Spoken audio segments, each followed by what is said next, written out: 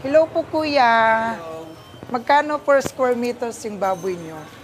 Hi guys! Welcome back to our YouTube channel. It's Balitang Highlight, kaya huwag kalimutan mag-follow, mag-subscribe sa ating channel. Mabuhay!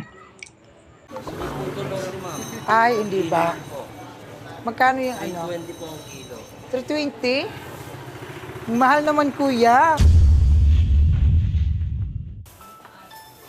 Sagutin ko muna ate. Hello? Hindi po. Ay, nakalimutan ko tuloy. Sorry. Na-overwhelkins ka na ate. So, paano mo naisingit yung pag-aaral mo sa pagluluto? Natuto ako doon sa kapatid ko. Ako lang para ginawa niya akong alipin. Alam mo, parang hindi mo nararamdaman na kapatid ka.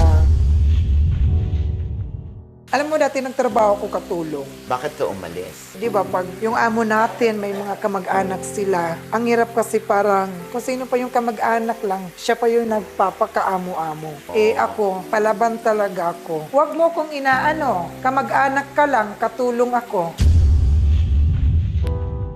Ilang years na kayo? Richard ka. Hi mga kumari kong expired. So ayan, nandito kami ngayon sa Tagaytay. Ay bibili kami ng mga appliances at dinalaw ko si Kuya OG dahil pumunta siya sa bahay. Ako naman ang pupunta sa rest house niya. Ando siya ngayon, nag-rest and peace na. So paglulutuan ko siya ng adobo at bibili muna kami ng mga appliances. It's Balitang Highlight, kaya huwag kalimutan mag-follow, mag-subscribe sa ating channel. Mabuhay!